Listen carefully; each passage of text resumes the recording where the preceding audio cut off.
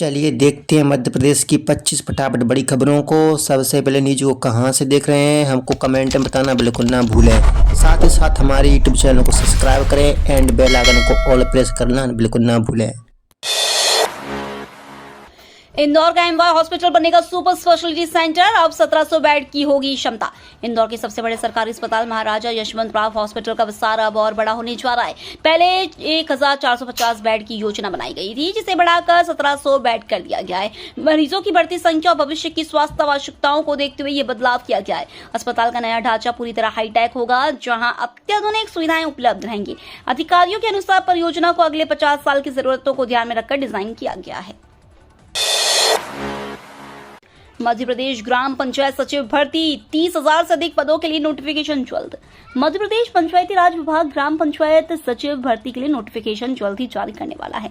इसके तहत राज्य में 30,000 से अधिक पदों पर भर्ती प्रक्रिया शुरू होगी। इस भर्ती के लिए 12वीं पास उम्मीदवार आवेदन कर सकते हैं। जो सरकारी नौकरी की तैयारी कर रहे हैं उनके लिए यह सुनहरा अवसर साबित हो सकता है। जानकारी के मुताबिक इस भर्ती का आधिकारिक नोटिफिकेशन अक्टूबर से नवंबर 2025 के बीच जारी किया जा सकता है। इच्छुक उम्मीदवार विभाग की वेबसाइट पर अपडेट्स देखते रहें।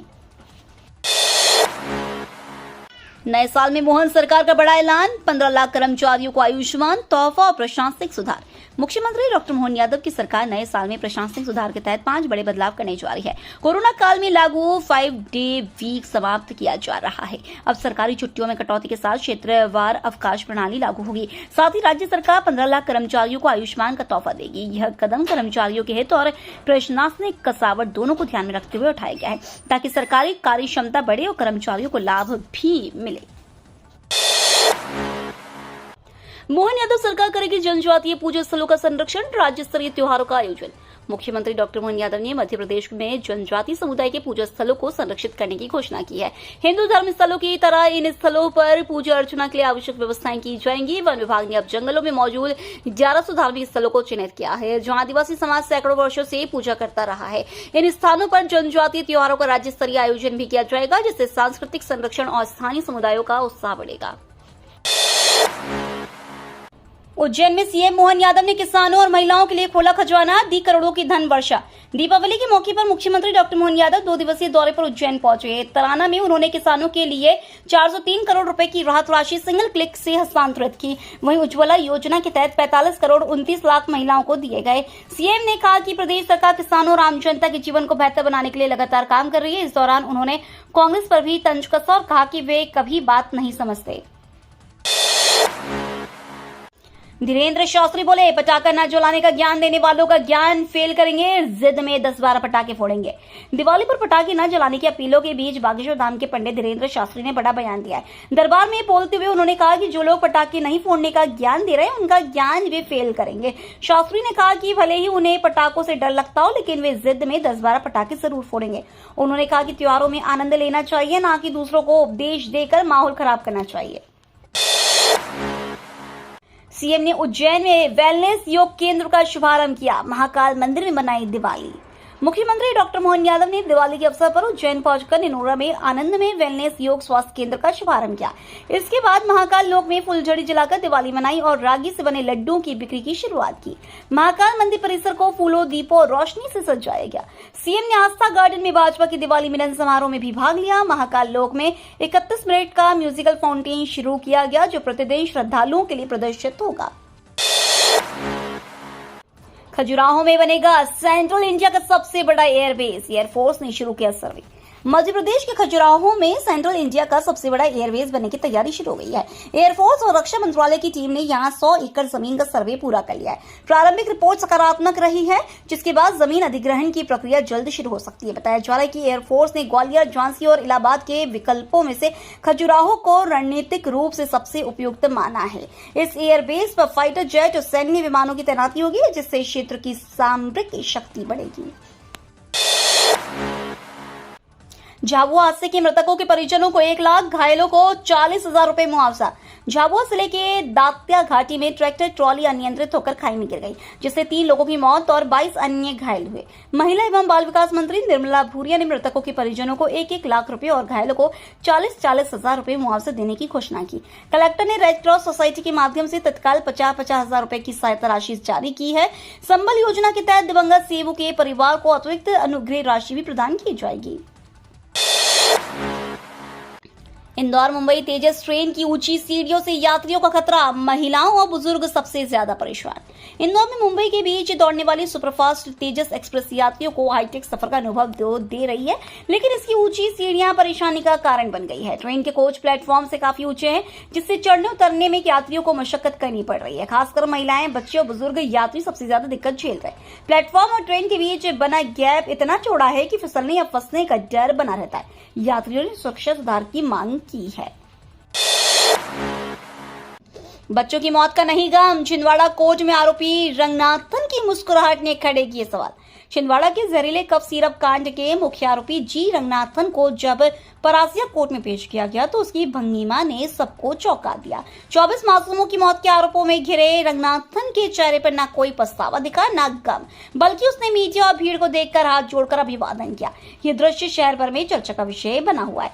श्रीशन फार्मास्यूटिकल कंपनी के मालिक रंगनाथन को न्यायालय ने जेल भेजने का आदेश दिया है। चुनावी मिशन 2028 की तैयारी में कांग्रेस प्रदेश को 5 हिस्सों में बांटकर बनाएगी नई रणनीति। विधानसभा और लोकसभा चुनावों से मिली हार से सबक लेते हुए कांग्रेस अब संगठन सुदृढ़ीकरण पर फोकस कर रही है। पार्टी ने प्रदेश को 5 हिस्सों ग्वालियर, चंबल, मालवा, निमाड़, महाकौशल, मध्य क्षेत्र और बुंदेलखंड विंध्य में बांटने की योजना बनाई है। इन क्षेत्रों में वरिष्ठ नेताओं और स्थानीय पदाधिकारियों की संयुक्त टीम बनाई जाएंगी, जो जमीनी स्तर पर कमजोर बूथों प्रभाव वाले क्षेत्रों की पहचान करेगी। कांग्रेस का लक्ष्य है कि पंचायत इकाइयों के गठन के बाद वर्ष 2028 के चुनावों के लिए मजबूत संगठन तैयार हो। पराली जलाने पर सख्त हुई सरकार, रुकेगी किसान कल्याण योजना की राशि। मध्य प्रदेश में पराली जलाने वाले किसानों के खिलाफ प्रशासन ने सख्त रुख अपनाया है। जो किसान बार बार पराली जलाते पाए जाएंगे, उन्हें मुख्यमंत्री किसान कल्याण योजना के तहत मिलने वाली 6,000 रुपए की सहायता राशि नहीं दी जाएगी। इतना ही नहीं, अगर किसी गांव के किसी किसान ने पराली जलाई तो उस गांव की फसल MSP पर नहीं खरीदी जाएगी। सरकार ने किसानों से अपील की है कि वे पराली न जलाएं, ताकि पर्यावरण और कृषि दोनों सुरक्षित रहे। चित्रकूट के विकास में जले उम्मीद के दीप, 5,000 करोड़ की परियोजना को मिली मंजूरी। मुख्यमंत्री डॉक्टर मोहन यादव ने चित्रकूट में दीपदान कर क्षेत्र के समग्र विकास की घोषणा की। मुख्यमंत्री ने कहा कि चित्रकूट का विकास प्राकृतिक सुंदरता और धार्मिक विरासत को सुरक्षित रखते हुए किया जाएगा।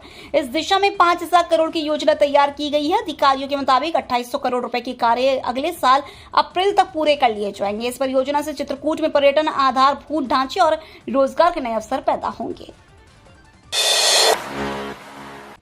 बुरहानपुर ने बढ़ाया प्रदेश का मान, धरती आबा अभियान में देश में हासिल की शीर्ष रैंकिंग। प्रधानमंत्री नरेंद्र मोदी की धरती आबा जनजातीय ग्राम उत्कर्ष अभियान में मध्य प्रदेश के बुरहानपुर जिले ने देश भर में शानदार प्रदर्शन किया है। इस योजना का उद्देश्य आदिवासी समुदायों का सामाजिक और आर्थिक सशक्तिकरण है। बुरहानपुर ने शिक्षा, स्वास्थ्य, पोषण और आजीविका के क्षेत्र में बेहतरीन उपलब्धियां दर्ज की।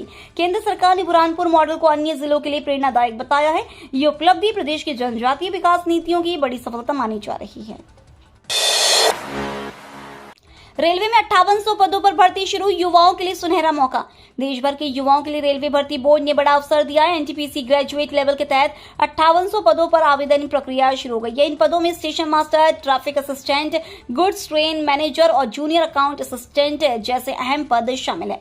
आवेदन 21 अक्टूबर से 20 नवंबर तक RRBapply.gov.in पर किए जा सकेंगे। ये भर्ती अभियान रेलवे में करियर बनाने की तैयारी कर रहे अभ्यर्थियों के लिए दिवाली से पहले बड़ी खुशखबरी लेकर आया है। नशीले पाउडर बनाने वाली लैब पर NCB की बड़ी कार्रवाई। नारकोटिक्स कंट्रोल ब्यूरो ने नशे के कारोबार पर बड़ी चोट की है। एजेंसी ने एक गुप्त प्रयोगशाला पर छापा मारकर 2 व्यवसायियों को गिरफ्तार किया। जांच में 3 करोड़ 44 लाख रुपए कीमत का 13.762 ग्राम अल्प्राजोलम पाउडर बरामद किया है। यह प्रयोगशाला शहर के बाहरी इलाके में चल रही थी, जहां से नशीला पाउडर तैयार कर अवैध रूप से बेचा जा रहा था। NCB ने मौके पर मौजूद सभी उपकरण जब्त कर प्रयोगशाला को सील कर दिया है। फिलहाल दोनों आरोपितों से पूछताछ जारी है। साध्वी प्रज्ञा का विवादित बयान, बोली बेटी बात न माने तो टांगे तोड़ दो। भोपाल से पूर्व सांसद साध्वी प्रज्ञा सिंह ठाकुर के एक बयान ने सियासत में हलचल मचवा दी है। सोशल मीडिया पर वायरल वीडियो में साध्वी प्रज्ञा अभिभावकों से कहती नजर आ रही है कि अगर बेटियां परिवार की परंपराओं को ठुकराकर विधर्मी घरों में जाएं तो उन्हें सजा दी जाए, यहां तक कि उनकी टांगे तोड़ने से भी पीछे न हटे। इस बयान के बाद कांग्रेस ने तीखा हमला बोला है, जबकि भाजपा ने इसे व्यक्तिगत बयान बताते हुए पार्टी की लाइन से अलग बताया है। जबलपुर में दूध शाकाहार नहीं है, पोस्टर से मचा बवाल, पुलिस ने की कार्रवाई। जबलपुर के ग्वारीघाट इलाके में दूध शाकाहार नहीं है लिखे पोस्टरों ने विवाद खड़ा कर दिया। पोस्टर लगाए जाने के बाद स्थानीय लोगों ने विरोध जताया और पुलिस को सूचना दी। प्रशासन ने मौके पर पहुंचकर सभी पोस्टर हटवा दिए और कुछ लोगों को हिरासत में ले लिया। रविवार शाम को दीपोत्सव कार्यक्रम से पहले इन पोस्टरों को लगाना माहौल बिगाड़ने की कोशिश बताया जा रहा है। पुलिस ने मामला दर्ज कर जांच शुरू कर दी ताकि पता लगाया जा सके कि पोस्टर लगाने के पीछे कौन था। विदिशा में तालाब में सैकड़ों मछलियों की मौत, प्रदूषण पर उठे सवाल। विदिशा के माधव उद्यान तालाब में सोमवार सुबह पर्यावरण संकट का भयावह दृश्य देखने को मिला। सैकड़ों मछलियां तालाब की सतह पर तड़पती हुई मिली और धीरे धीरे दम तोड़ दिया। सुबह सैर करने निकले लोगों ने इस घटना की जानकारी नगर पालिका को दी। विशेषज्ञों का मानना है कि तालाब के पानी में ऑक्सीजन की कमी या रासायनिक प्रदूषण इसकी बड़ी वजह हो सकती है। फिलहाल नगर पालिका ने पानी के सैंपल जांच के लिए भेजे और घटना की जांच शुरू कर दी है। दीपावली पर बाजारों में 60 करोड़ से अधिक का व्यापार, ज्वेलरी और ऑटोमोबाइल की बम्पर बिक्री। धनतेरस से दीपावली तक 5 दिवसीय दीपोत्सव में जिले के बाजारों में 60 करोड़ रुपए से अधिक का व्यापार हुआ। इस दौरान ज्वेलरी, ऑटोमोबाइल, इलेक्ट्रॉनिक्स, कपड़े और बर्तन की दुकानों पर ग्राहकों की भारी भीड़ रही। सराफा बाजार में 17 करोड़, ऑटोमोबाइल में 22 करोड़ और इलेक्ट्रॉनिक्स में 9 करोड़ रुपए का कारोबार हुआ। दीपावली के दिन खरीदारी के साथ साथ घरों में माता लक्ष्मी और गणेश जी की पूजा भी की गई। पटाखे, मिट्टी के दिए और अन्य पूजन सामग्री की बिक्री भी जोर शोर से हुई। सीएम डॉक्टर मोहन यादव की मंशा ने खिलाए बच्चों के चेहरे, सरकारी अफसर पहुंचे जरूरतमंदों के पास। देश के प्रधानमंत्री नरेंद्र मोदी की सोच है कि देश के हर नागरिक को खुशियां मिलने और मध्य प्रदेश के मुख्यमंत्री डॉक्टर मोहन यादव की भी मंशा है कि दिवाली जैसे त्योहार की खुशियां केवल कुछ घरों तक सीमित न रहे, बल्कि हर झोपड़ी और हर आंगन तक पहुंचे। इसी मंशा को समझते हुए ग्वालियर जिले के राजस्व अधिकारी गरीब और शहरिया जनजाति परिवारों के बीच पहुंचकर दीपावली का पर्व मनाया। अतिथि शिक्षकों के लंबित मानदेय पर फैसला, स्कूल शिक्षा मंत्री ने भुगतान करने के दिए निर्देश। मध्य प्रदेश के अतिथि शिक्षकों के लिए ये अच्छी खबर है। प्रदेश में शैक्षणिक सत्र 2025-26 में कुछ अतिथि शिक्षकों का मानदेय जुलाई एवं अगस्त माह के कुछ दिनों का मानदेय ई अटेंडेंस नहीं लग पाने का कारण लंबित रह गया था। ई अटेंडेंस का प्रारंभिक चरण होने के कारण कुछ अतिथि शिक्षकों को इसका पालन करने में दिक्कत हुई, लेकिन स्कूल शिक्षा मंत्री ने लंबित भुगतान के निर्देश दिए। स्कूल शिक्षा मंत्री उदय प्रताप सिंह के निर्देश पर शिक्षा विभाग ने लंबित मानदेय का भुगतान करने के निर्देश विभागीय अधिकारियों को दिए हैं। सीएम ने उत्तराखंड के सीएम धामी से दूरभाष पर की चर्चा, सॉफ्टवेयर इंजीनियर हेमंत सोनी की तलाश का आग्रह किया। मुख्यमंत्री डॉक्टर मोहन यादव ने उत्तराखंड के मुख्यमंत्री श्री पुष्कर सिंह धामी से दूरभाष पर चर्चा कर मध्य प्रदेश के सॉफ्टवेयर इंजीनियर पृथ्वीपुर निवासी हेमंत सोनी की तलाश के लिए आग्रह किया। बता दें, प्रदेश के निवाड़ी जिले के पृथ्वीपुर निवासी हेमंत सोनी, जो सॉफ्टवेयर इंजीनियर है, अपने दोस्तों के साथ ऋषिकेश गए थे। मुख्यमंत्री समाधान ऑनलाइन से जुड़ेंगे, बहनों को देंगे दीपावली गिफ्ट। 23 अक्टूबर को वीडियो कॉन्फ्रेंसिंग से सुनेंगे समस्याएं, लाडली बहनों के खाते में भेजेंगे 250 रुपए। मुख्यमंत्री डॉक्टर मोहन यादव 23 अक्टूबर को समाधान ऑनलाइन कार्यक्रम के माध्यम से प्रदेशवासियों की समस्याओं का ऑनलाइन समाधान करेंगे। इसी दिन भाई दूज होने के कारण मुख्यमंत्री लाडली बहना योजना के तहत लाभार्थी बहनों के खातों में 250 रुपए की अतिरिक्त राशि भी ट्रांसफर करेंगे। मुख्यमंत्री ने 2 महीने पहले यह निर्णय लिया था कि भाई दूज के दिन बहनों को यह अतिरिक्त राशि प्रदान की जाएगी। साथ ही अगले माह से लाडली बहना योजना की मासिक राशि 1250 से बढ़ाकर 1500 रुपए कर दी जाएगी। वीडियो अच्छी लगी तो वीडियो करिए लाइक एंड चैनल को सब्सक्राइब कर बेल आइकन को और पर जरूर कर लीजिएगा।